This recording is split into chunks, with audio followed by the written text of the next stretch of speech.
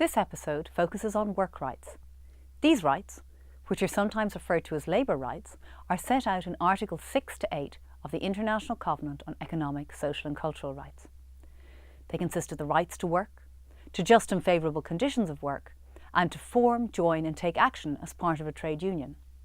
The UN Committee on Economic, Social and Cultural Rights has said that Articles 6 to 8 are interdependent. Our main focus here is on the right to work and on the right to just and favourable conditions of work.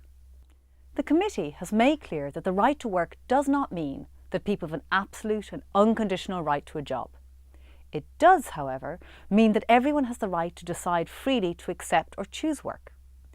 This means that states must prohibit forced or compulsory labour. The right to work also implies the right of access to a system of protection guaranteeing each worker access to employment. We'll return to this point later on in the episode when we talk about the duty to fulfil. Finally, having the right to work implies the right not to be unfairly deprived of employment. But what is work? Crucially, to qualify as work in international human rights law terms, work must be decent. Decent work is work that respects the fundamental rights of the human person as well as the rights of workers in terms of conditions of work, safety and remuneration. It must also provide an income that is sufficient to enable workers to support themselves and their families. In providing guidance to states about how to give effect to the right to work, the committee has said that work must be available. This means that states must have specialised services to assist and support people so as to enable them to identify and find available employment. Work must be accessible, with the labour market open to everyone. This means that there must be no discrimination in recruitment, for instance. Work must also be physically accessible, for example to disabled people, and governments must guarantee the right to seek, obtain and impart information on how to gain access to employment. The principal duty of states, in terms of Article 6, is to ensure the progressive realisation of the exercise of the right to work. Therefore, governments must adopt as quickly as possible measures aimed at achieving full employment. As is the case with all economic and social rights, governments have a duty to avoid interfering with enjoyment of the right to work. That is, they have a duty to respect the right to work. Amongst other things, this requires governments to refrain from denying equal access to decent work for all persons. Governments have a duty to protect the right to work by preventing third-party interference with that right. This means, for example, that states must adopt and enforce legislation to ensure that employers don't discriminate against people in recruitment, promotion or dismissal on the basis of race, disability or gender, for example. The duty to fulfil the right to work requires governments to take positive measures to help individuals to enjoy the right to work and to implement technical and vocational education plans to facilitate access to employment. States must also monitor the realisation of the right to work at the national level, for example by identifying right to work indicators and benchmarks. And states must take measures necessary to ensure that the public is aware of the right to work. Finally, governments are required to fulfil the right to work when individuals or groups are unable, for reasons beyond their control, to realise that right themselves. And in doing so, governments will have to recognise the right to work in national legal systems and to adopt a national policy on the right to work, as well as a detailed plan for the realisation of that right. Turning to the right to just and favourable conditions of work, the first thing to note is that it applies to all workers in all settings. That includes workers in the informal sector, migrant workers, workers from ethnic and other minorities, domestic workers, self-employed workers, agricultural workers, refugee workers and unpaid workers. When we look at the wording of Article 7, we see a number of elements that must be satisfied if just and favourable conditions of work are to be guaranteed.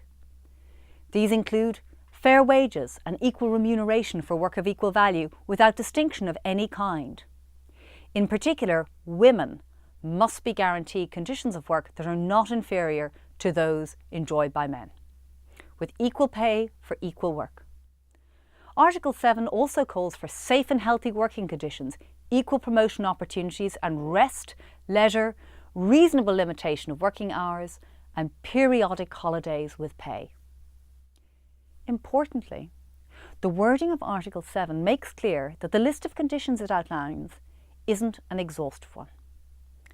So, for instance, the committee has made clear that governments must ensure freedom from harassment, including sexual harassment.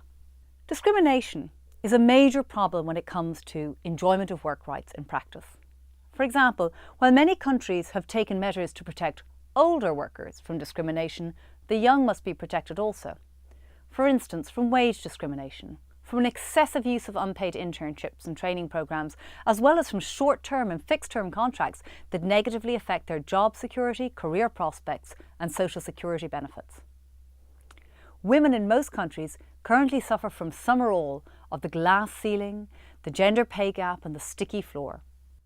The right to equal remuneration for work of equal value is crucial to women, and the committee has made clear that assessments of the value of work must avoid gender stereotypes that could undervalue work predominantly performed by women. For instance, caring or domestic work. Moving beyond discrimination, the obligation to respect the right to just and favourable work conditions means that employers should not introduce salary scales which discriminate against female, disabled or other groups of workers. They should also respect collective agreements aimed at introducing and maintaining just and favourable conditions of work. The obligation to protect requires states through effective laws, policies and adjudication to prevent, investigate, punish and redress abuse committed by third parties. The obligation to fulfil requires states to adopt the measures necessary to ensure the full realisation of the right to just and favourable conditions of work. And this includes introducing measures to facilitate, promote and provide that right, including through collective bargaining and social dialogue. It also includes the establishment of mechanisms to assess systematically the level of the minimum wage, fair wages and the gender pay gap in the public and private sectors. I want to finish with the question of how violations of the right to just and favourable conditions of work should be addressed. Anyone who has experienced a violation of that right must have access to effective judicial or other appropriate remedies. Legal assistance for obtaining remedies should be available, and where people are unable to pay, it should be free. Thus, employment tribunal fees that serve as an obstacle in terms of access to justice in a work context are not consistent with the Covenant.